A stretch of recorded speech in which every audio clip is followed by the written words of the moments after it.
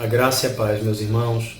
Estamos hoje para realizar a nossa terceira mensagem que será destinada aos irmãos, ao nosso grupo do WhatsApp, com o propósito de darmos andamento às nossas devocionais e nossas meditações diárias. Estamos nesta realidade devido ao contexto nacional e mundial, tendo em vista a necessidade de nós, como igreja, estarmos cumprindo nosso papel para que possamos, se assim o Senhor permitir, erradicar esta realidade que tem assolado o nosso mundo. O texto que nós iremos ler é o texto de Lucas, capítulo 21, a partir do versículo 7, que diz assim: Perguntaram-lhe, pois, Mestre, quando sucederá isto? E que sinal haverá de quando estas coisas estiverem para se cumprir? Respondeu ele, vede que não sejais enganados, porque muitos virão em meu nome, dizendo sou eu, e também chegou a hora, não vos sigais. Quando ouvirdes falar de guerras e revoluções, não vos assusteis, pois é necessário que primeiro aconteça estas coisas, mas o fim não será logo. Então lhes disse, levantar-se-á nação contra nação, reino contra reino, haverá grandes terremotos, epidemias e fome em vários lugares, coisas espantosas e também grandes sinais do céu. Antes, porém, de todas essas coisas, lançarão mão de vós e vos perseguirão, entregando-vos às sinagogas e aos cárceres, levando-vos à presença de reis e governadores por causa do meu nome. E isto vos acontecerá para que deis testemunho. Assentai, pois, em vosso coração de não vos preocupardes com o que haveis de responder, porque eu vos darei boca e sabedoria a que não poderão resistir nem contradizer todos quanto se vos opuserem. Meus amados irmãos, o mundo vive um momento de caos, o mundo vive um momento completamente delicado. E uma das maiores, creio eu, uma das maiores crises deste século que o nosso mundo está passando, por conta desta epidemia do novo coronavírus. Todos nós, meus irmãos, estamos devidamente preocupados e incertos do que irá acontecer daqui para frente. E a pergunta é, o que fazer? Talvez você tenha feito essa pergunta, mas também eu faço a pergunta do salmista no Salmo 121. Elevo os olhos para os montes, de onde me virá o socorro? Meus irmãos, as palavras de Jesus estão dentro de um contexto de princípio das dores. Sim, o texto de Lucas está dentro daquele mesmo contexto. É a mesma palavra de Jesus lá em Mateus capítulo 24, onde Jesus está diante dos seus discípulos, diante dos judeus, e ele sinaliza sobre os eventos escatológicos, sim, sobre os eventos dos últimos tempos. Jesus está falando a respeito disso. Ele responde a respeito da questão do templo, sobre a restauração do templo. E aproveitando a situação, ele então direciona, dá orientações, falando sobre os sinais desses últimos acontecimentos. E são debaixo, meus irmãos, deste contexto é que devemos entender as orientações, exortações de Cristo Jesus. Nós temos aqui algumas verdades que eu queria compartilhar com os irmãos.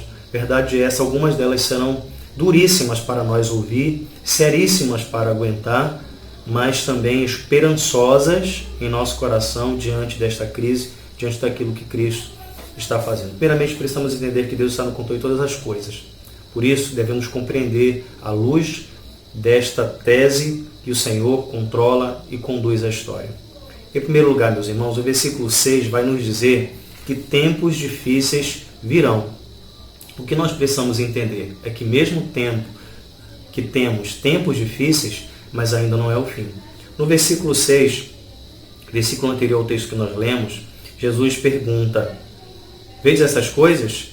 Dias virão que não ficará pedra sobre pedra que não seja derribada. O que Jesus quer dizer, meus irmãos, que tempos difíceis virão e nós estamos passando por isso. Mas o versículo 9 também nos diz que ainda não é o fim. Quando ouvirdes falar de guerras, revoluções, não vos assusteis, pois é necessário que primeiro aconteçam as coisas, mas o fim não será logo. A primeira coisa que precisamos compreender, apesar de toda a diversidade, de toda a tranquilidade que nós vivemos, ainda estamos vivendo um tempo que o nosso país ainda aguarda, devido às previsões dos médicos e especialistas, das autoridades competentes, talvez a realidade se agrave. Os tempos difíceis estão instalados. Mas entendam uma coisa, ainda não é o fim. Deus conduz a história. Os tempos são difíceis, porque Jesus disse que no mundo nós teríamos aflições. Talvez estejamos em uma pitada a mais de adversidades, de intranquilidades. Mas Deus está no controle de todas as coisas. Em segundo lugar, meus irmãos, não sejam enganados dentro desse contexto pelos falsos messias. O versículo 8, em que Jesus então direcionando ao seu povo, diz claramente: vede que não sejais enganados, porque muitos virão em meu nome.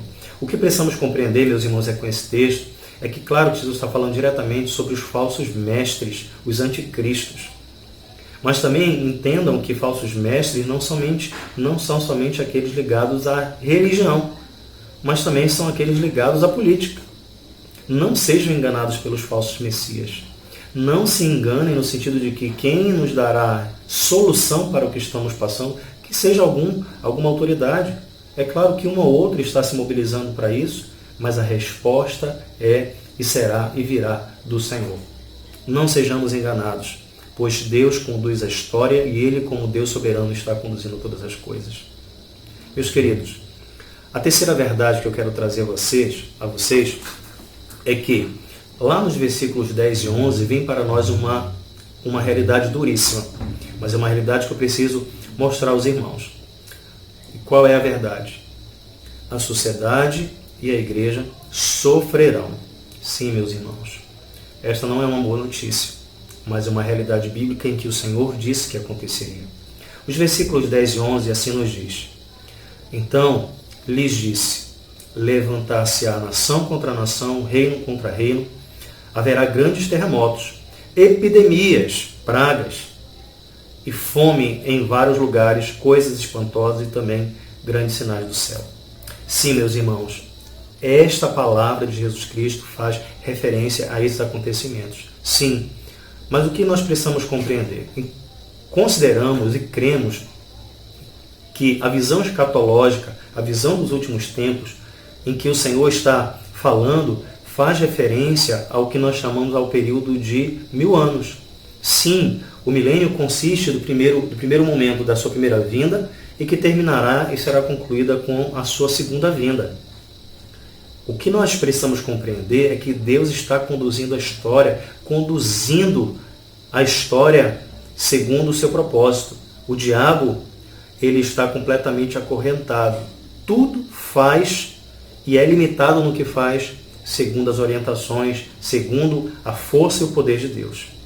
Meus irmãos, o contexto está mostrando aqui que haverão guerras, que haverão pestes, que haverá fome. O que nós precisamos compreender é que esta realidade, ela existe desde o momento da primeira vinda do Senhor Jesus. O primeiro século passou por isso, o segundo século passou por isso, o terceiro século passou por isso. E os séculos anteriores aos nossos também passaram. Nós tivemos guerras, nós tivemos epidemias. Já ouviram falar de peste negra? Já ouviram falar de Primeira Guerra e de Segunda Guerra? Pois é, são eventos em que o texto nos diz que devem acontecer e já aconteceram, e estão acontecendo e acontecerão outros. O que nós precisamos entender, igreja, é que isso faz parte. E isso faz parte do contexto do que nós conhecemos como princípios das dores.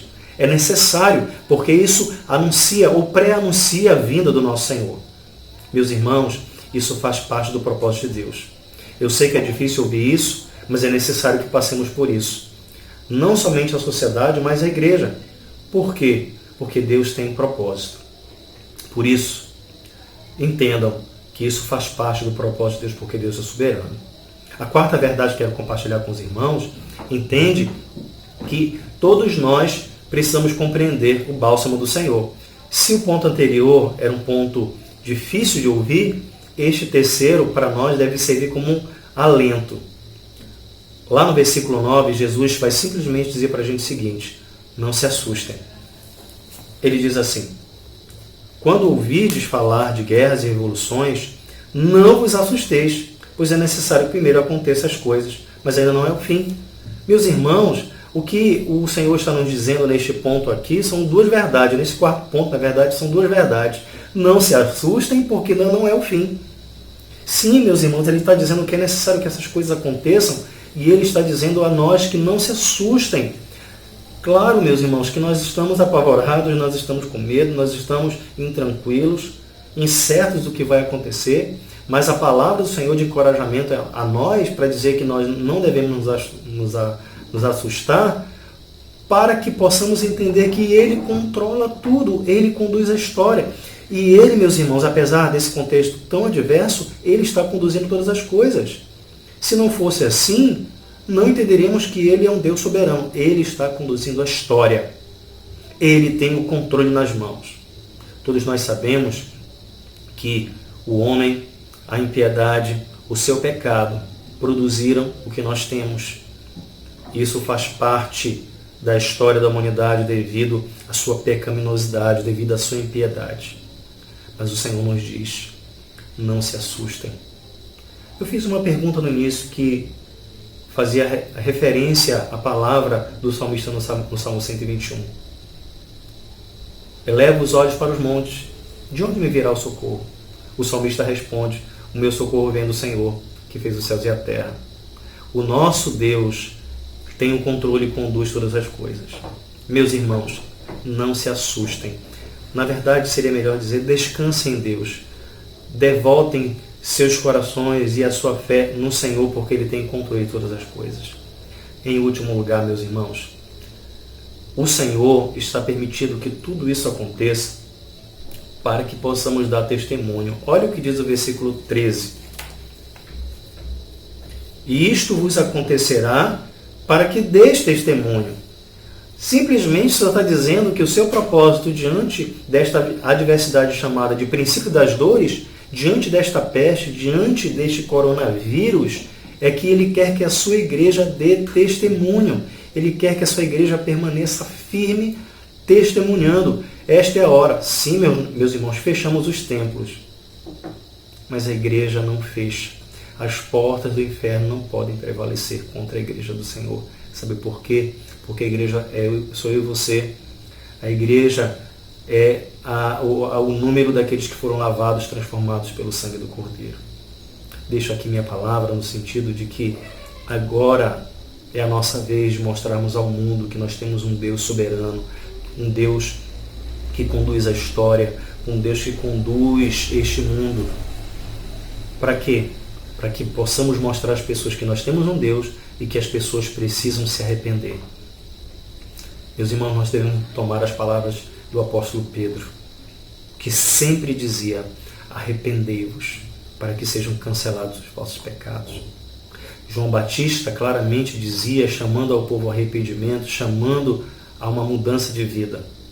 E nós devemos ser como João Batista, nós devemos ser como Pedro, nós devemos ser como a igreja primitiva, que em meio ao contexto de adversidade, ao contexto de perseguição, e diante do nosso contexto de epidemia e de grande desolação que pode vir, a igreja tem que testemunhar. Meus irmãos, eu sei que muitos temem, mas devemos ter uma certeza sobre a nossa vida. Ela está nas mãos do Senhor. Ela está nas mãos do nosso Deus. A nossa alma é sustentada pelo nosso Deus vivo. Por isso, ponha a sua vida e seu coração diante do Senhor. Que Deus os abençoe. Oremos. Senhor nosso Deus, entregamos nossas vidas a Ti. Entregamos, Senhor Deus, a nossa alma. Entregamos a nossa família, o nosso município. Entregamos o nosso país. Entregamos, Senhor Deus, nossas vidas a Ti, na certeza de que o Senhor estará conduzindo. Ainda que passemos ainda por grandes adversidades, por grandes tribulações, mas cremos que o Senhor está conduzindo a nossa vida. E queremos apenas descansar, Senhor Deus, nas Tuas mãos. Reforça, reafirma e reanima-nos, Senhor Deus, por Tua palavra, para que possamos entender que o Senhor está no barco da nossa vida, dormindo, mas no controle de todas as coisas, pois o Senhor é Deus. Muito obrigado, Deus. Te agradeço e te louvo em nome de Jesus. Amém. Que Deus os abençoe, meus irmãos. Fiquem na paz de Cristo. Amém.